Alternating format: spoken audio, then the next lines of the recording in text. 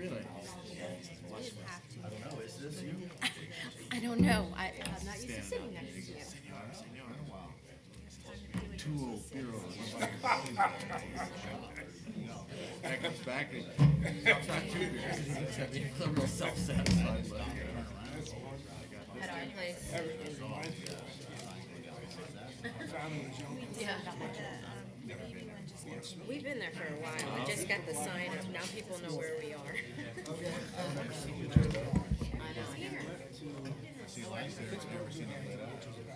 I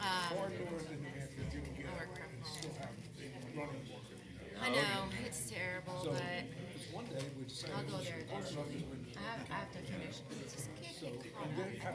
After that hurricane, like, it put me so far behind. I feel like I'm like 3 weeks behind.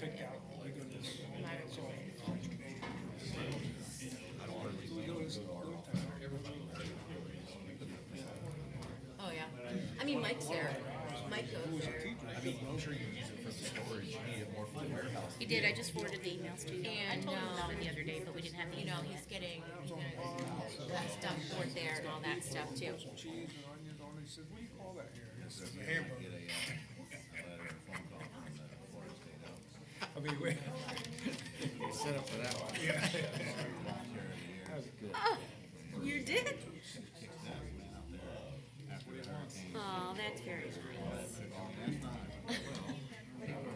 Don't do that, right? Good. Okay. Yeah, I saw Mike in the hallway and let him know they're putting the nest together. But yeah. Oh, well. Heck yeah. I'm like, I've been up there. They got lots of stuff back there. Very nice. How are you? Happy New Year. Yeah, hey, how are you doing? Good, good. It's Chuck, how you doing? Been a while since I just looked at this agenda. Remember, Roy's is gone.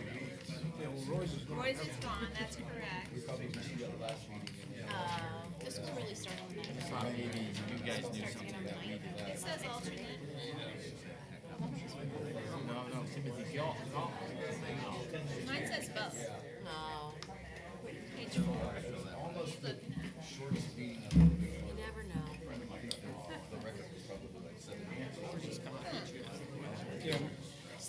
Oh, page 1. Okay, I got uploaded incorrectly, so I'm sorry. The correct one, the alternate, the right one, the revised one. Yeah, he's not. He's asked to be one though. Yes. He has turned in a request, but no, it's not yet. My apologies. The one in the newspaper says alternate. Okay.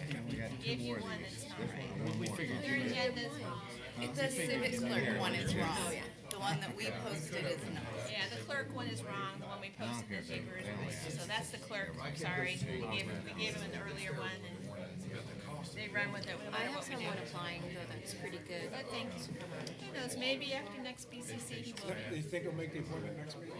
Yeah, we'll put it on the next meeting. Got many applications. 5. 4 positions. That's probably Not too bad. Miss Worthington does not want to. She will be back after today since we're not Well, going we to figured it have was pretty final when you turned in the iPad. She said, I've had enough of this stuff, and she gave it back. I just really wish they Left it behind last meeting. 4 years is a long time. And my husband and I were talking about it last night. And he's like, Listen, my people are running the bus. he was like, yeah. All right, we all ready? Well, you know what? Ready Just on do the it for left? fame and glory. That's funny. The fame, glory, and the money, too. Like money, me. yeah, that- Same thing I do, it's the money. Yeah, yeah. All the dough I'm rolling in. Here we go. Good morning. This is Citrus County Planning and Development Commission hearing for January the 2nd, 2025. If you'd like to join us at this time, I invite you to please stand for the invocation and remain standing for the Pledge of Allegiance. Dear Lord, please give us the grace to be understanding, patient, and tolerant. With these attributes, we can conduct our work in a manner which will be pleasing to Thee, our county, and its residents. In the Lord's name, amen. I pledge allegiance to the flag of the United States of America and to the republic for which it stands, one nation, under God, indivisible, with liberty and justice for all.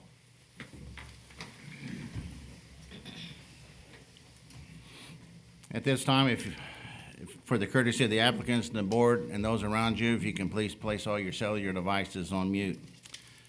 And may we get the roll call, please? The following Planning and Development Commission members are present: Richard Barmez, Chair; David Bramblett, Second Vice Chair; Michael Facemeyer, Robert Shera, Kurt Stone, Stacy Worthington, and School Board Representative Chuck Dixon. Thank you. If any person decides to appeal any decisions made by the commission with respect to any matter considered at this hearing, he or she will need a record of the proceedings, and for such purpose, he or she may need to ensure that the verbatim record of the proceedings is made, which record indicates or includes testimony and evidence upon which the appeal is to be based. During the public input portions of the meeting, individuals are given 3 minutes, and representatives of an organization are given 5 minutes. When anyone wishing to speak comes to the podium, please complete a yellow form and hand it to the recording secretary. And please print your name, address, and the number of the application for which you are speaking on the form. The yellow forms can be found at the podium by the door. If representing an organization, a letter of authorization must accompany the speaker, and comments will be limited to the topics being heard. So please state your name, spell your last name, and give your address for the tape record. Now, at this time, this is an opportunity, I'm going to open the podium up. This is an opportunity for you to come forward to address this commission on any issues that you may wish, but this is not for this application that we're being heard today. So anything other than this application, if you have anything that you'd like to share with us today, the podium is yours. All right, this time I'm going to close that portion down, seeing none. We have no minutes to approve. Do we have any staff announcements? Yeah, so a couple of you are up for reappointment. We are asking the Board of County Commissioners to consider PDC members on January 21st. So those of you that are serving as chair and second vice chair will have to continue another meeting, but we will do that once we have a full board in February.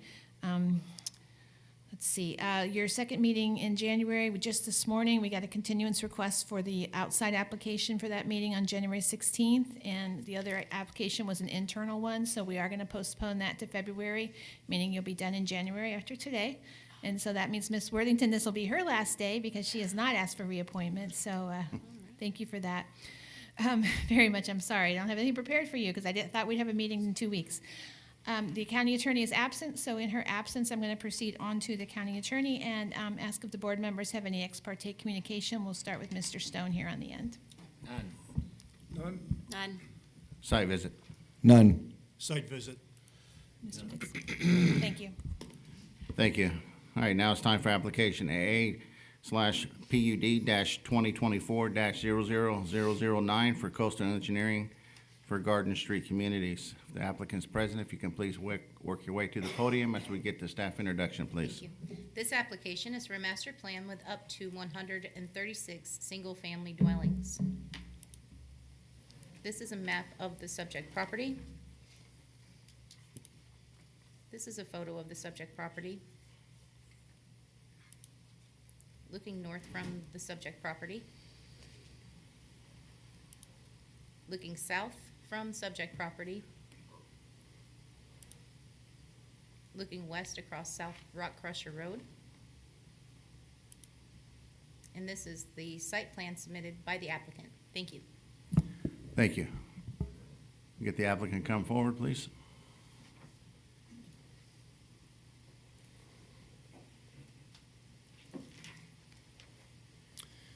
Good morning, Mr. Chairman and members of the Planning and Zoning Commission. My name is Ron Pianta. I work for Coastal Engineering, 966 Candlelight Boulevard in Brooksville. And I do have a presentation, so...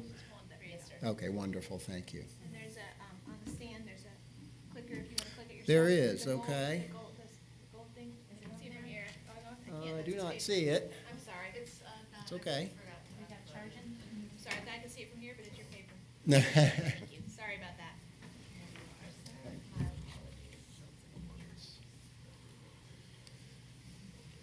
morning again. Hope everybody had a good New Year. Just working this thing correctly, let's see. I think you need to point it to the front. Maybe. Is it in PowerPoint format or is it PDF? You can just hit We- next slide and I'll hit it for you. That'd be wonderful. Sorry about that. I did provide both a PowerPoint Yeah, not and sure and a if she's- I PDF. was So wondering what she has, yeah. if we could move on, thank Sure. you. Again, I'll introduce myself. My name is Ron Pianta, spelled Pianta, and I work for Coastal Engineering and Associates. The address is 966 Candlelight Drive, Brooksville, Florida 34601. The applicant in this case is Garden Street Communities, and the property owner is RBW Properties. Next, please. Thank you. The location of the property is the east side of Rock Crusher Road, north of County Road 490, which is West Homosassa Trail. The current zoning is low-density residential. Mobile homes are allowed in this particular zoning district. The existing land use designation is low-density residential, which allows up to 6 units per acre with the approval of a PUD, or PUD. And our request is to redesignate the property as low-density residential with an approved PUD for 136 single-family lots at a density of 3.99 dwelling units per acre. Thank you. Next, please. This is the proposed master plan, and your staff did give you a quick snapshot of the master plan. Quickly, you can see the roads are outlined in the plan itself. The yellow area is residential, green will be open space and buffers. This particular project does propose 25-foot buffers around the entire perimeter of the property and a 40-foot setback from the perimeter of the property as well. Lot sizes are 6,000 square feet, 50-foot lot widths, and the setbacks are very difficult to read. I have it written down. I believe it are 25, 15. Let me double check it. Apologize.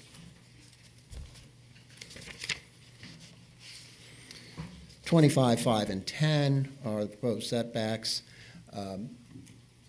Would like to clarify condition number 4, which was recommended by the staff to include the proposed setbacks as part of the condition.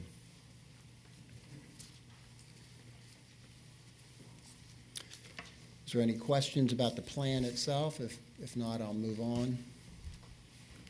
Next, please. The request does include a modification to the impervious surface ratio. Your land development regulation does provide for a maximum impervious surface ratio in low-density residential district of 0.35. We are requesting a modification to allow 0.55. The minimum lot sizes are 6,000 square feet, and the footprint that's being proposed is 40 by 75 or 3,000 square feet, and that, again, that would be the maximum footprint. The additional 0.05 is required for driveways and accessory structures on the lot. The project will include a variety of product types, unlikely that all the lots will be developed at 0.55. However, we are requesting the modification due to the fact that 0.35 on a 6,000 square foot lot is generally restrictive in the current single-family market. Next, please. There was some information in your staff report from your staff regarding compatibility, so I'd like to talk about that briefly. The project is located within the planned service area. It's intended for projects that are 4 units per acre or greater, and the planned service area is designated for suburban development. These policies are right out of your comprehensive plan, and I've noted the numbers for you, 17.2.3 and 17.2.5. I think that's an important consideration, given the fact that the project will be on water and sewer, which is also generally required for infill development by your comprehensive plan. The county has invested in providing public utilities to this area, and again, the project will be served by central water and sewer. The project does provide for 40-foot perimeter setbacks in addition to a 25-foot buffer. That buffer will be a combination of fencing and landscaping. It'll be maintained by the homeowners association. Your land development regulations where residential abuts residential only requires a sodded strip, generally 5 feet wide. In this case, we'll be providing a 25-foot buffer that'll be enhanced for compatibility. The project is located on a collector road and near a major intersection, developed with residential and some commercial uses. And again, the project is proposed as a planned unit development, and that is required and designed to permit innovative land use pattern. And Objective 17.3 states that the county shall provide a range of residential densities. In this case, we're just under 4 units per acre. Next, please. I'd like to turn this over to Mr. Ford Manuel. We're going to talk about the planned utility services for the project. Any questions for me at this point? Thank you. Good morning. Ford Manuel of Coastal Engineering, 966 Candlelight Boulevard, Brooksville, Florida. So this next slide here is an overall view from the utility map here for the project. If you go to the next slide, or let's go back 2 slides to the PUD plan, and I could speak about the bullet points. So in our PUD, we are proposing 2 access points to the collector road, rock crusher. The spacing is met. We also here we have traffic impact analysis will be provided at the time of preliminary plat. We did go ahead and do a traffic analysis on this project. There are no improvements warranted for rock crusher, and we do meet the spacing. The project will connect to potable water and sanitary sewer. The connection points would be at the Heritage Drive in South Gettysburg. If you go back to the utility plan, so that connection point right there is to the northwest, is approximately 3,200 feet from the southern entrance of the project. The project does have a 12-inch water main that runs down a rock crusher just in front of the project, and both capacity is available for water and sewer in this area. We did provide a sufficiency letter for solid waste capacity in the area. We have also modeled the site from a grading and drainage perspective. We can meet all preconditioned runoff, so we did provide a sufficiency letter stating this, and we will permit this project through SWIFT. The next slide, bullet points, I just covered these, and then there's no other infrastructure improvements that will be required as part of this project. No turn lanes, no improvements to the signalized intersection, and we'll be submitting that traffic analysis with our preliminary plan. As far as our presentation, that wraps up everything. If there's any questions from like an engineering standpoint, we can answer, or from a presentation, we'll be glad to answer those now, or we can turn it over to the public. Does the staff have any questions for the applicant? I was just trying to see if that was the end. Go ahead. This may be a question more for Mr. Pianta, but I was going to ask if you could elaborate a little bit on the proposed density for this site and the need for the increased impervious surface ratio. So I'm going to hand this to Ron in a second, but on the density, so the 136 units. So one of the big lifts that this project has is for the offsite utility improvements. That 3,200 linear feet that we have to extend the force main, and we have to build a pump station to county improvements. So with the compatibility, a lot of the neighboring properties are not connected to water or sewer infrastructure. So for us to create a project that's affordable, we have to have the increased density in order to be able to afford those improvements.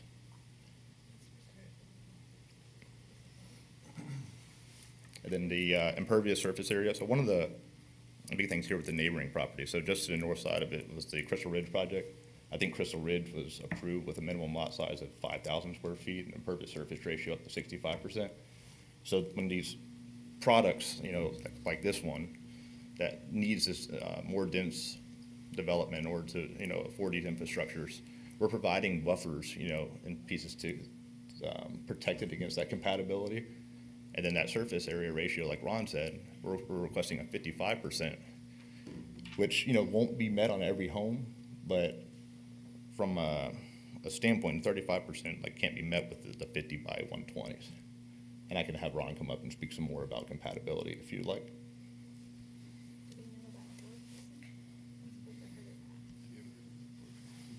You mentioned affordable. I'm sorry, can you elaborate on that? Are you talking about you just want to lower the price, or is this an affordable workforce housing project? It is not a affordable project. Okay, we didn't have any evidence of that. It's the first time I heard that word, so I was like, okay.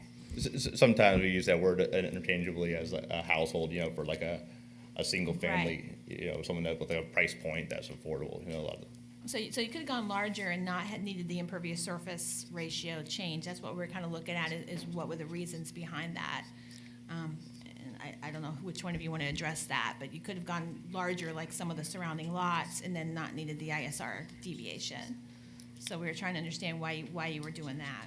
So a larger lot, without increasing the impervious surface area ratio, it will reduce our lot count to a point where we can't build a project. Okay. Based off the offsite utility needs. That's what I was looking for, is some kind of clarification on Yep. that. Thank you. Anything else? No, okay. All right, does the board have any questions for the applicant? Looks like you're off the hook at this time. We get the staff to come forward with their staff presentation, please.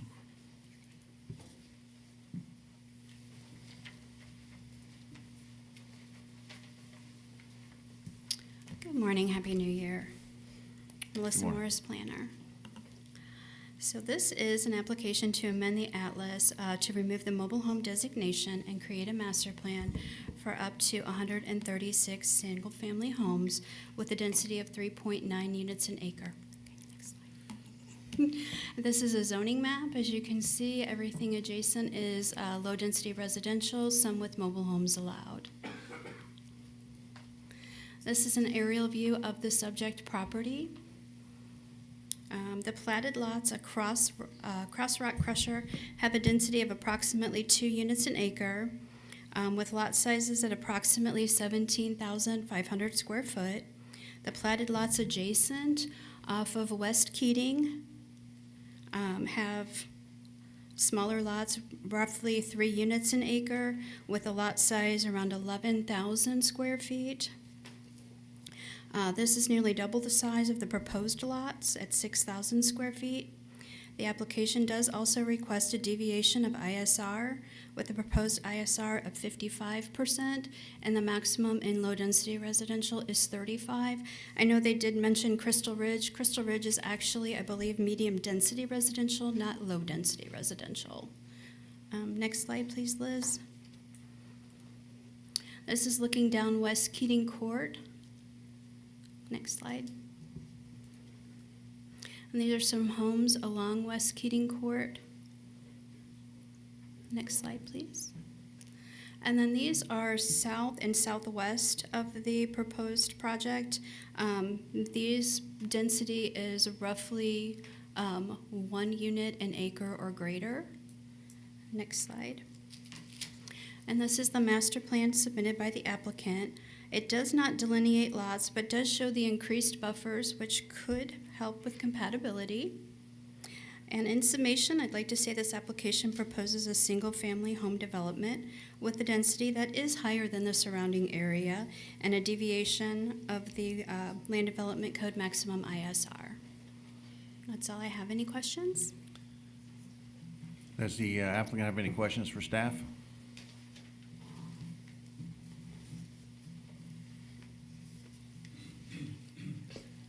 Again, Ron Pianta. I don't have any questions for staff. I would quickly like to address the density question again. Again, this project is in your planned utility service area, which is intended for suburban-type development. The staff recommendations did recommend a 6,000 square foot lot. The impervious surface ratio deviation is really necessary for that size lot. And the number of lots, as Mr. Manuel said, is an indicator of the requirement to connect to water and sewer, which we are doing, and the cost to do that. Thank you, sir. Thank Does the you. board have any questions for staff? And excuse me, Mr. Chair, before we start, there's a couple corrections on some of the conditions, if we could, that staff's recommending. Condition number 4, the setbacks, as he's talked about, they're not asking for LDC standards. I'm sorry, Joe, what's the setbacks you're looking for? It looks like they're requesting for setbacks 25-foot front, 5-foot side, and 15-foot rear, which for the most part seem to match up with the Land Development Code, except the rear would actually be larger than the Land Development code. 15 is not the standard rear, so that condition would change. And it does say tile of permitting rather than time of permitting, bad typo. For that's condition number 4. Condition Excuse me num- on that, one thing, they said the rear setback was 10 foot in their testimony, I think they not said- 15. I know it says 15 on our map, but he Right, said 10 foot, okay, so we can get a clarification on that. right. So, that would Mr. change. Pianta, did you want 10 rear or 15 rear? Apologize for the misinformation, 15. 15, Thank you. okay, so condition 4, if approved, would be 15-foot rear, Thank you. 25-foot front, 5 sides. Condition number 6 needs to be removed in its entirety. That conflicts with state statutes. It currently says plating will be required prior to any residential permit approval. That can't be there. The statutes now allow them to do some residential before plating. And then condition 12 has a first sentence that's from engineering and shouldn't be there. On April 25th, 2023, the Board of County Commissioners gave consensus to not accept roads for public maintenance. Just remove that, please. It should start, all internal roadways will need to be privately owned and maintained. And I think that's it. Condition 15, the very first sentence, we'd take that off too. Sidewalks were not provided. They have to provide sidewalks at the time of plating. That is a requirement when you serve so many houses, so that's not being asked for a deviation here. Sorry for all the changes. Now the board's questions. I All never right, so- stopped your questions of staff. Oh, that's fine. Great to clarify things. Any questions from the board for staff? Commissioner Facemeyer. Melissa, can you, off the top of your head, tell us what the number of dwelling units would be on that parcel under the current LDC as opposed to what the applicant is proposing? By right, without a PUD, you can do 2 units an acre in low-density residential. So how 2 big? per acre, and they're proposing, 3.99. 68. There you go. thank you. Thank you, Commissioner Facemeyer. Mr. Chairman, Commissioner Shara. I have a 1,000-foot question for you. It relates to this project, but others. Again, in this project, there was a specific designation related to wastewater system, and the fact that the wastewater system is heavily loaded, and it would require a follow-up study to determine what upgrades would be required for that wastewater system. So my question for you, Melissa, as well as for other staff, when we look at these individual applications, is anyone looking at them in the aggregate? We have, a project that's going forward at the quarry. We've got a project that's been before us, but is in continuance across the road to the west side, to the north of the school, which makes the same type of statements related to the wastewater system. And we have this project. Is that, are we looking at these things in sum total from an engineering perspective? And I appreciate the question. Yes, our water resources for county utilities is very adamant, and that is exactly what they take into account, is they are looking at it in aggregate for every system. Ken Cheek, who runs that section, is on top of all of these. We do meet with him regularly about these, but that's something that is part of their letter and part of their information. They are looking at it in total, everything that they know about that's coming. So when we talk about a study and these upgrades, is the study first and then the upgrades second going to be more by this developer? Yes, anything that's required for this development, they would have to do, but utilities may propose an additional upgrade based on other things in the area, perhaps. Does that help? I'm not a utility engineer, and I see one in the audience, but I'm not gonna pick on her, because she's working for the applicant now. I mean, it does help, but this whole area of rock crusher is an area that, Yes. for many reasons, is being focused at this point.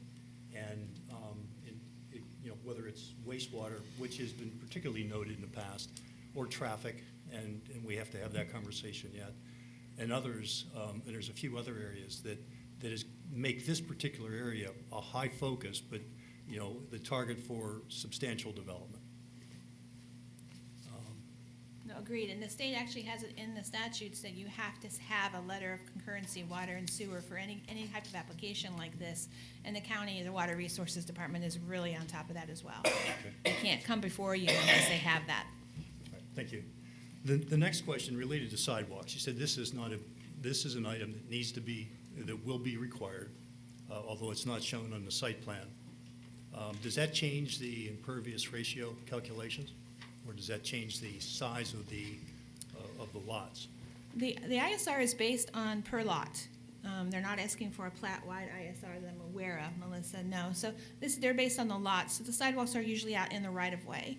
So they wouldn't be on the particular lots themselves and have any impact on that. They will impact their development as far as they'll need to provide sidewalks, and that might change how big the lots can be depending on their design. Okay. They are required to be there if they're 40 or more units on one side of the street. So on density, PUD, if we approve a PUD for this particular application, they can place up to 6 units per acre, correct? No, they're asking for 4. They're asking for 4, but under Right. the PUD for low. They may ask, They may yes. ask for up to 6. They're asking for 4. Right.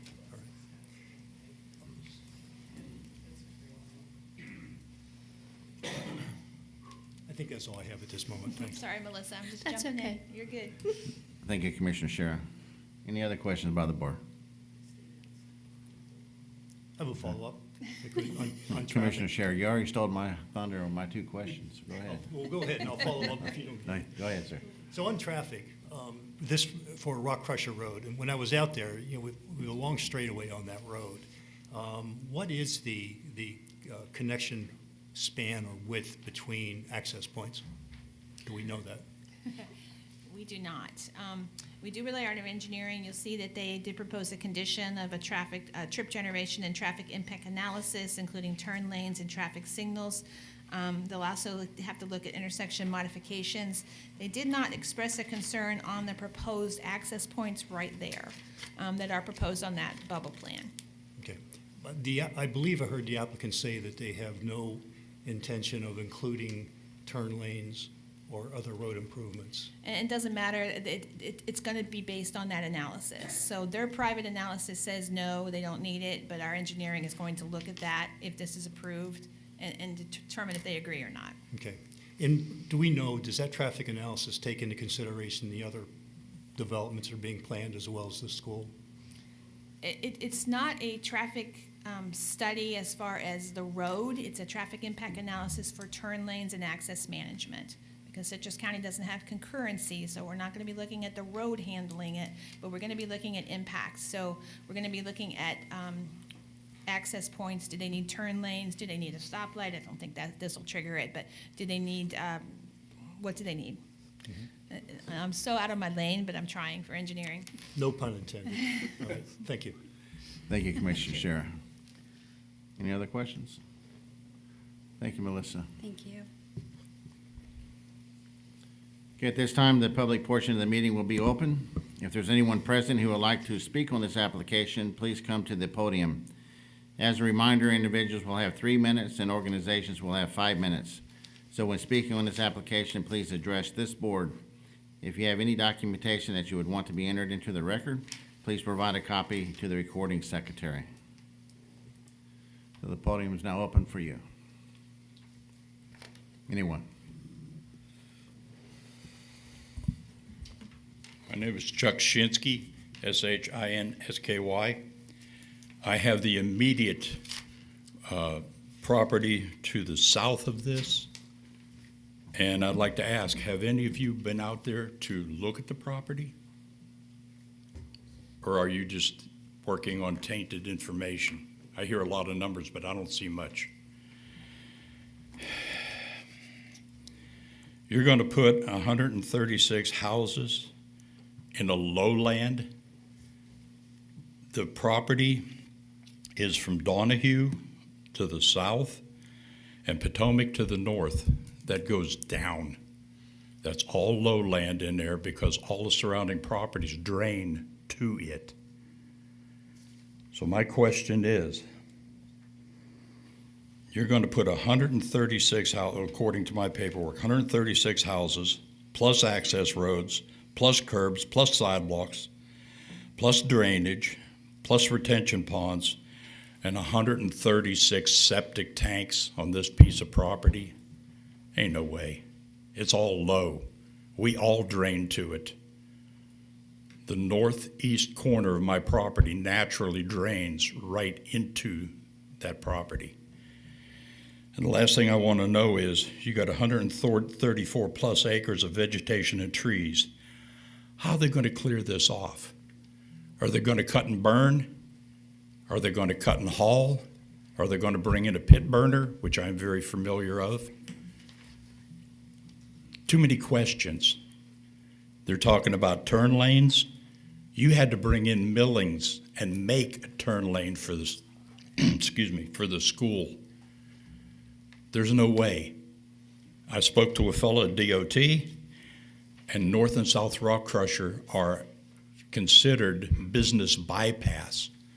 They're handling all the traffic they can handle. Maybe someday in the future they'll 4-lane it, but not now. No plans in the future. And the last thing is, you have city water, no city sewer. In case you haven't figured it out, the closest pumping station is a corner of North Rock Crusher and 44, right behind the Circle K. That's your closest pumping station. That's 1.5 miles, almost 1.75 miles away. There's no septic. There's no room for septics.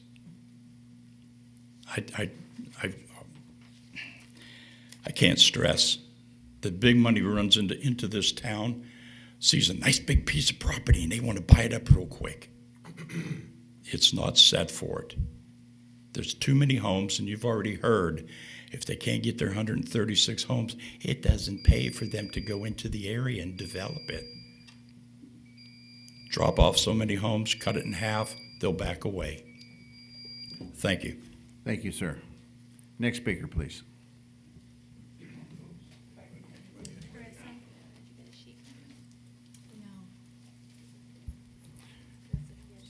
Sir, if you can, the speaker number one, Chuck, if you can provide your yellow form to the recording secretary? Yes. Thank you. Good morning, sir. Good morning. My name is Bob Craik, C-R-A-I-K. I'm at 5630 West Keating Court. So we bought the place 10 months ago. It's kind of disappointing. So my backyard is going to abut to the north end of this development if it goes. This picture we're seeing is news. Looks like a retention pond. You know, we had almost no information about what's going to happen there. There's talk about a 25-foot buffer, and there was a 40 or 45-foot something. I don't know if those are combined. Will it be 60 feet? Is it just 25 feet? Is there fences? Whatever there might be. As you've heard, the density, I couldn't figure it out myself, how you're going to get 136 homes in there. They're small lots. They're going to be small. It's going to be tight. And because I do live there now, traffic, I don't know if their traffic study took in the account the new stuff going in by the school. Traffic study done today is worthless, I think. There are times of the day it's tricky getting out onto Rock Crusher Road. More homes, there's more houses are, it's going to just be harder to do, and it can't be fixed, but a lot of kids, a lot of traffic, somebody gets hit by a car. I don't see it. The drainage, like Chuck said, yeah, if you stand out on the road and look, it all goes down. I guess that's what the pond is for, or the retention area, because I was wondering what's going to happen with the water runoff there when it rains hard. Last November, we got some good rains. And when it rains, it just rolls. The water's going to have to go somewhere. I don't know how you deal with that. So, you know, yeah, they need that many houses to make money on it. I get it. I think it's too many homes there, honestly. It just doesn't make sense to pack that many homes in. and it just doesn't look like a great idea to me. And I wish we could get an answer, though, on the buffer. Maybe we could get an answer on what that really means, the green space and the 25 and the 40 or whatever it was. But that's all I have. Thank you for your time. Thank you, sir. Next speaker.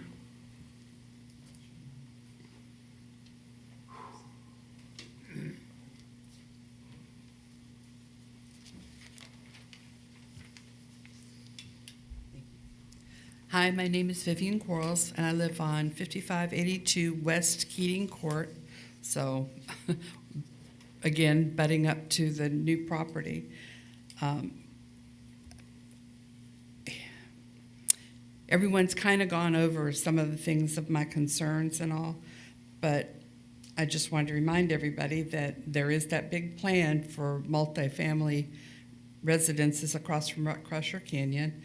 And if anybody has driven down Rock Crusher Road lately, right in that area, the road is almost undrivable. It's so poorly maintained. I don't know who's responsible for that, but there's a lot of big RVs going in and out and all, and coming off of the 589, which that's their problem. But and also with the elementary school and all, West Keating Court is approximately a mile or so away from the school, and this development would just be just a few, not even a mile further, and it's very, very close to the traffic light that's already on the 490 and Rock Crusher, and I think that would cause some kind of a congestion there too, being so close to it. I do think that they need to think and consider turn lanes and all, and yes, the retention. Where we live, we were the first Louis Lot house in that area. We've been there 42 years. We've seen a lot of building subsequent to the north of us from different parts of our development and to the back of us off of 490. But with all that comes a lot of congestion and things, and nothing is changing with like the road systems and all. There's not even a light at the school that helps. When we go by the school, when parents are waiting in the morning and evening, they are parked on the side of Rock Crusher Road all the way down to the Sun Retreat, I think it's called, the RV park. And I don't know what's going to happen with that when they put those homes in there, because they're parked right in front of where that development's going in. But my real concern about this property is when the 589 went in, they had to relocate gopher tortoises.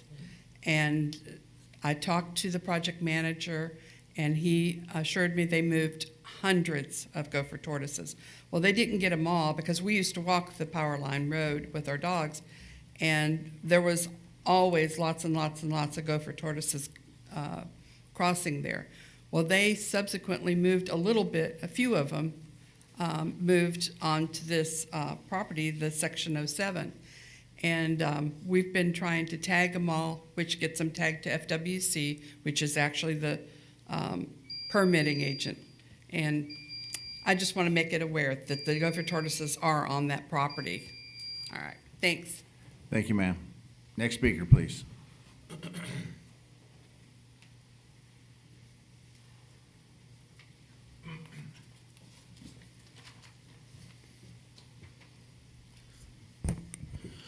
Good morning. I'm Paul Darty, 3481 West King B Street. You've seen me here before.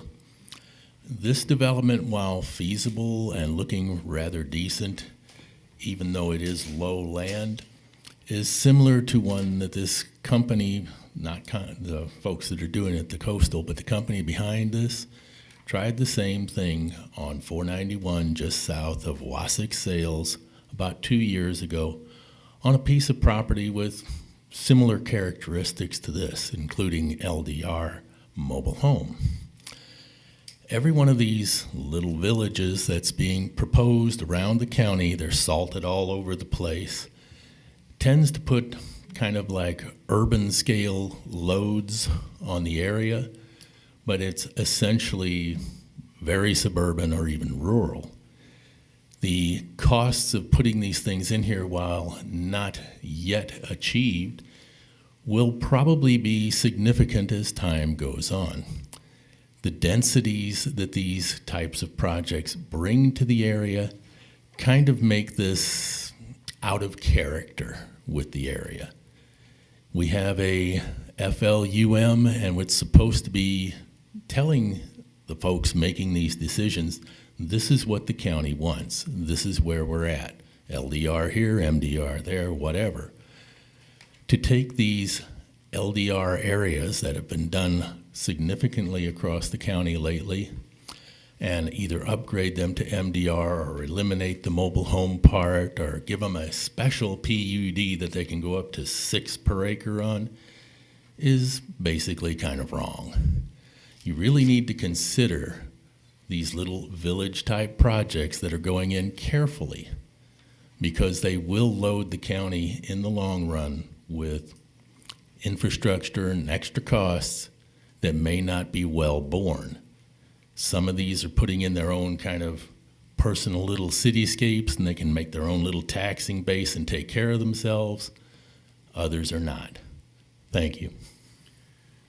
Thank you, sir. Next speaker.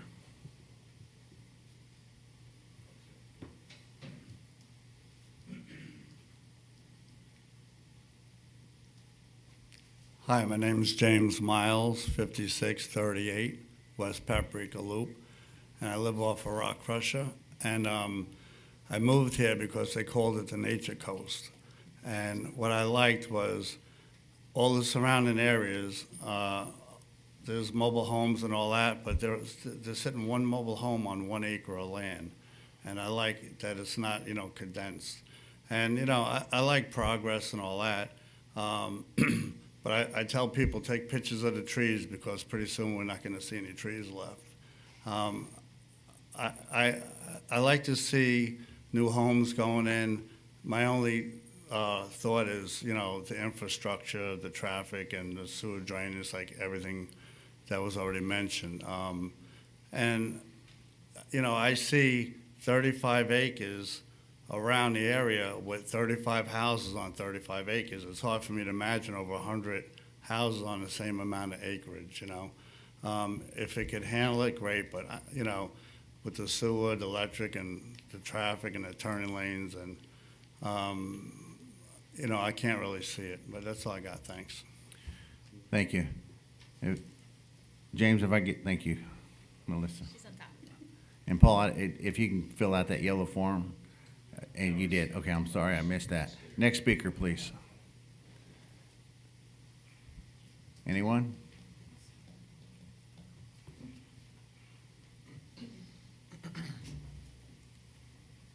Good morning. Marie Broninsky. I'm at 5612 West Justin Court.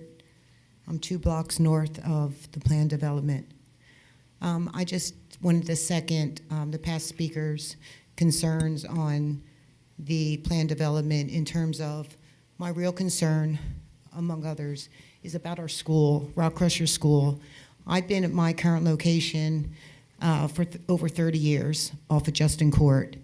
And I can tell you, just in the last few years, especially with the expressway being built, the congestion, the traffic, and then when you put together what the school system, Rock Crusher Elementary, is experiencing, the impact of the traffic, the impact of the lack of school bus drivers, whatever the case may be, the traffic is unbelievable.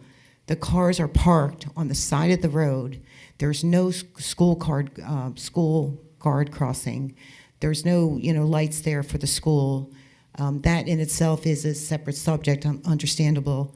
But I'm looking at the long-range planning, and it seems to be a lot of questions are still unanswered. The traffic analysis, I completely disagree with. No turning lanes, no road construction in terms of improving the condition of the roads. That certainly needs to be readdressed, surely. Just overall, too, the environment and the neighborhood in itself is completely out of character. Certainly, this is an area in which is very, how many commercial properties are on Rock Crusher? 2, 3, and the traffic and the congestion and the safety of our children at that school is very imperative. We need to have planning and strategy to address the concerns that we currently have, which is the traffic, road conditions, and the school, and the overall tranquility and the peace of that area. Erosion and so forth, removing those trees, and also the drainage. That's a very low area in which all that water goes to. Please reconsider. There needs to be certain other things determined, considered, planned, and acted out before this development is put in place. Thank you. Thank you. Next speaker, please.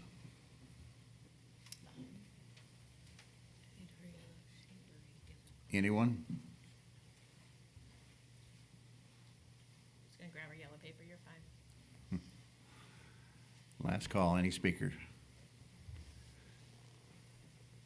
All right, this time, the applicant, you can have the podium for a rebuttal of the public. Thank you, Mr. Chairman. I will try to answer the questions and comments that were raised by the public. There was a few questions regarding drainage, and the master plan, which is on the exhibit before you, does show the drainage area. That is in a lower portion of the site, and we are required by the Water Management District and by the county to accommodate any off-site drainage that's coming onto the site, and we will have to meet your standards, go through the permitting process and meet all those requirements for stormwater retention and drainage. There was a comment regarding septic tanks. Again, we are proposing to connect to water and sewer, and there are some significant off-site improvements required to connect to the sewer system. We are planning on making those improvements. Relative to capacity of your treatment plant, I believe you do have adequate capacity as indicated by your water and sewer department. There were several questions regarding traffic, and we have done a preliminary traffic study, which has given us some recommendations. However, we do acknowledge and agree that the traffic study ultimately will have to be submitted to the county, and we will have to meet all your requirements for any off-site improvements based on what your standards are and what the traffic engineer proposes or shows as part of that study. There was a question regarding the perimeter setbacks and buffers. We are proposing a 25-foot enhanced buffer. The buffer would be enhanced with landscaping and/or a fence. And the 40-foot, which was referred to earlier, is a perimeter setback. So that does include the buffer. So it's a 15-foot rear yard on the lot and the 25-foot buffer for a total of 40 feet. There was a question regarding gopher tortoises, and we do acknowledge and agree that we have to go through all those studies and all those processes to identify any threatened species on the property, and we'll have to meet all those permitting requirements.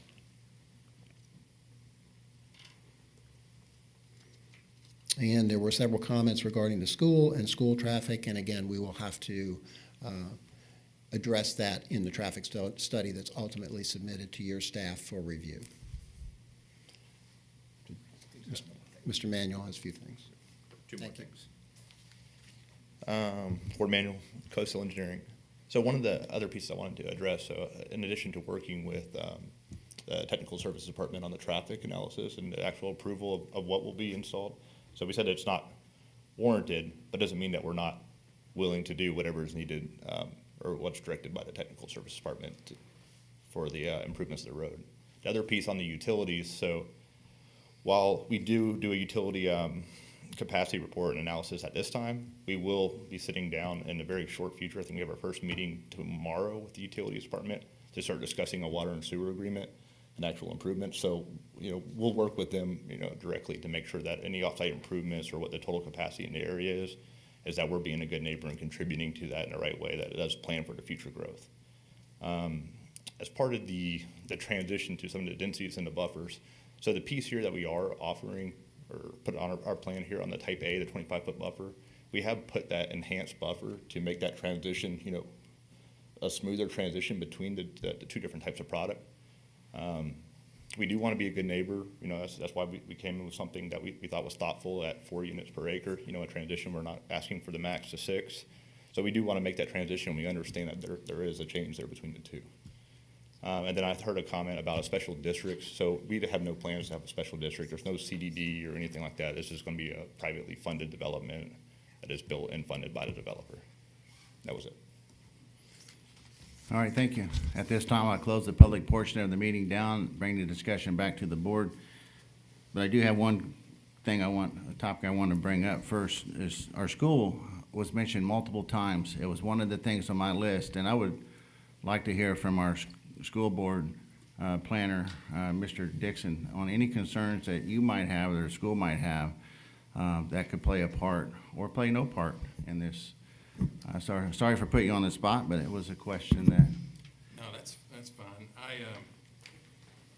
We have a project in our 5-year work plan to master plan the Rock Crusher school site to change the entrance and add a second entrance to accommodate a lot of the development that's going on out there, as well as some portables in that part of the county for additional students.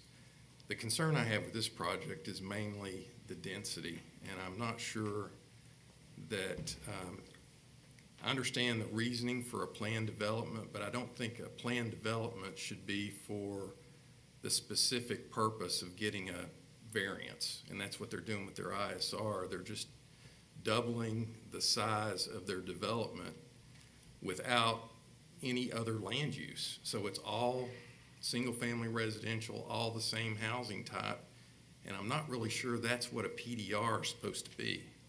I think a PDR is when you have multiple land uses and you're giving them some latitude so that they can design a large piece of property to fit multiple land uses around geographic features, that kind of thing.